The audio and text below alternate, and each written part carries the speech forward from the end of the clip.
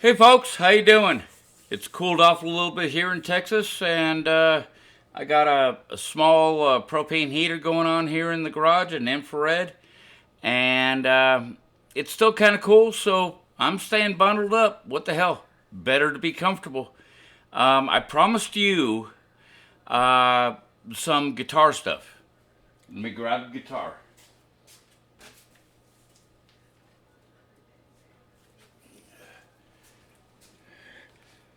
This is one of the guitars. It is, I bought it in 2019. It's a Harley Benton telecaster. The model is called a TE-52. And, yeah, it's dirty because I've just been playing the thing. Uh, it's got an ash body, a maple neck. They've got a skunk stripe on it, but I don't know if you can tell that the skunk stripe is pretty much ornamental. The fretboard is a maple fretboard that appears to be installed. If you can see, if I catch the light right. Oh, the light's highlighting that fretboard. Well, that shows that it's a fretboard on top. It's not a true 52 clone. But the price of this thing was at the time about $130 US. Hard to argue with, really. It's fairly representative of an old Tele. Headstock, of course, they had to change it because it was close enough to a Tele that Fender could sue them, so they had to change that. The body's pretty damn close. The ashtray, pretty much about what I've seen on a lot of Teles. And it's got the lipstick and the single coil. And the single coil's real bright. The lipstick is a little warm. Currently, the way I've been playing it, which hasn't been for any kind of actually performance type of thing, I've just been playing this thing when I go to bed,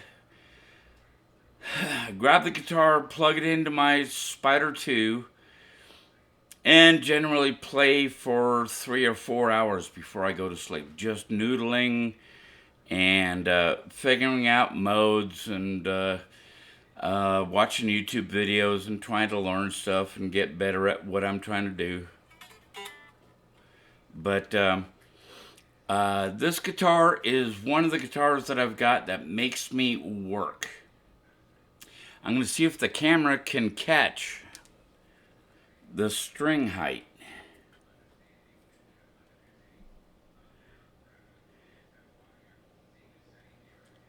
There you go. Pretty fair representation of the string height. It's about 3 times higher than it should be, or where I would want it to be on a good playable guitar. Going the other direction. Yeah, pretty much the same there. You can pretty much see that the strings are pretty damn high. I just took it as a challenge and said, yeah, I'll go ahead and play this guitar a whole bunch because it'll make me just try that much harder and make my fingers work harder and, try to be a better guitarist. But that's going to get worked on. That's going to be in one of the videos coming up. One of the other things is the fret sprout. It had a little bit when it showed up in, I think it was July, maybe June, July. I think it was July of 2019. And it had a little bit of fret sprout.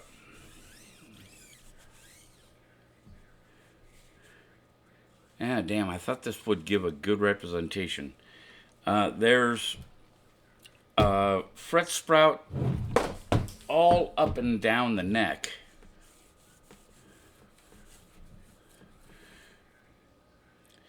But cotton balls would have probably been better than tissue paper. Yeah, it's sprouted out all over. They start here, here, here, here, here, here, here, here, here, here. A little bit there. Yeah, most all over the neck. So that's going to be another good video. Getting rid of fret sprout, taking a fret end file and trimming that stuff down.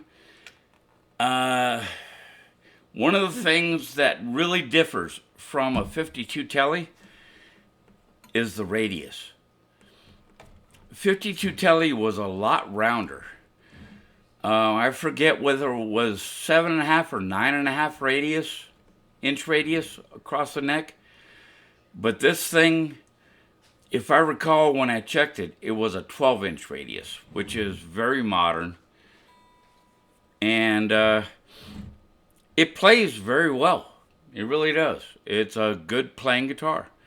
I will do a playing video on this thing coming up pretty soon, because I promised some videos and I need to produce on what I promised. But the neck is on the back. It is it's a poly finish, as best I can tell, and it's kind of a semi-gloss. Maybe it's glossier than I've been thinking, but it hasn't been getting sticky and getting me stuck in any place. So I mean, overall, out of the box, which is pretty much what this guitar was, the only thing I did was replace a high E string, because the first time I picked it up and bent the high E, it broke. And oddly enough, the high E string on this, I think, is a 10 acoustic string. It doesn't sound much like the other ones. I threw out the package. I didn't even pay attention, but I think I stuck an acoustic string on the high E. But for what I'm doing, you know, just going through, noodling, seeing what I can put together in intervals and modes and stuff like that, and trying to give my brain some information before I go to sleep. It's been working fine. The pickups, this neck pickup is probably an 1/8 inch lower than it should be on the low E, and probably even more on the high E. Although playing through my Spider 2 on clean tones, kind of a Fender-ish type of tone, with lately it's been with some reverb, tiny bit of 500 millisecond delay, and a touch of phase. It's been sounding really good, but there again, that's just for my end of day. This is close enough. I just want to be able to have the thing make some sound so that I can, you know, work through my learning, where all the notes are and where things are going. So you can see plenty of dust and dirt. That's probably mostly skin cells and other disgusting shit. But this guitar is going to get torn apart and get done up. One of the things that I've always hated about Teles is this layout.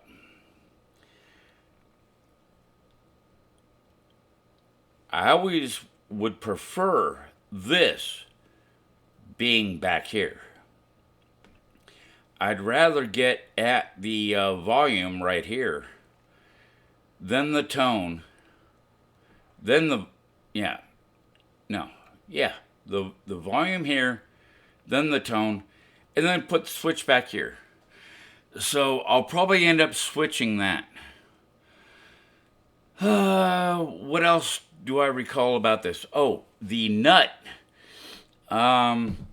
It came slightly off. The high E string is too close to the edge. And due to the fret sprout, just like that, you can give a good tug to the high E string and it gets stuck under the fret. It isn't a ton, but the nut needs to move towards the bass strings. That's another thing I'm going to do. And I'm going to replace the nut. Get rid of this plastic nut. Put in a bone or tusk. Probably tusk. Bone can sound good, but it can be unreliable. Sometimes you got to go through 3 or 4 or 5 bone nuts to get them sounding good. Unless the company you get them from does a lot of really good quality control. So the nut is a little off. The tuners, not too bad. There's one or two that, there's one especially, I think it's on the B string, that is extremely tight. That one is a bit of a struggle, but we're going to work on that. Lubricate, adjust, do whatever it needs to do. But this guitar here, that's one I'm keeping in my collection. So far, I really kind of love it.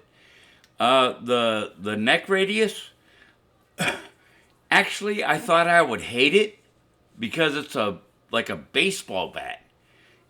It's a huge freaking round U-shaped or C-shaped neck. And I've got short fingers. I didn't think I'd dig this. I thought I would kind of hate it and start working on that neck to get it flatter like the Ibanez I have.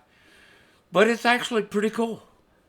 I may go ahead and knock down the finish, make it more of a satin.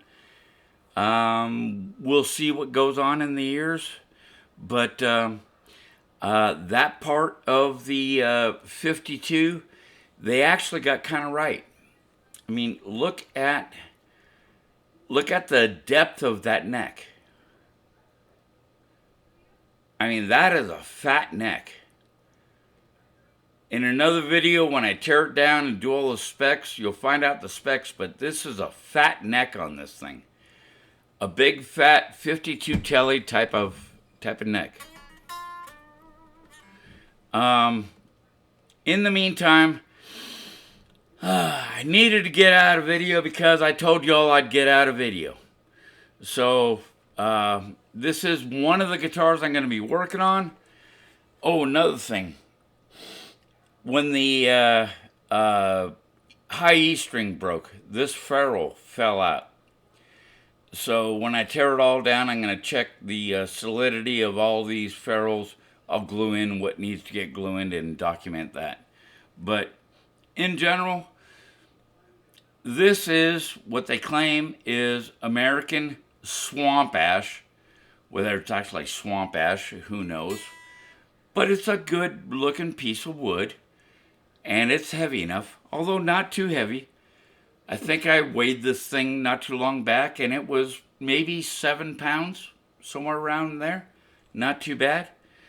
They say that the neck is Canadian maple. Shit, I didn't even take off all the stickers. I haven't even noticed that. Still have the Consumer Electronics European thing, and I think the white stickers from some kind of QC from China or something. But, yeah, we'll see where this guitar goes. But that is the guitar video for tonight. I want to try keeping this channel on guitars and amps and related items. So I guess tonight really starts it off. Be well, go and do good, and play like a sumbitch. Tear it up, man. Don't be intimidated by anybody. Be good, everybody. Thanks.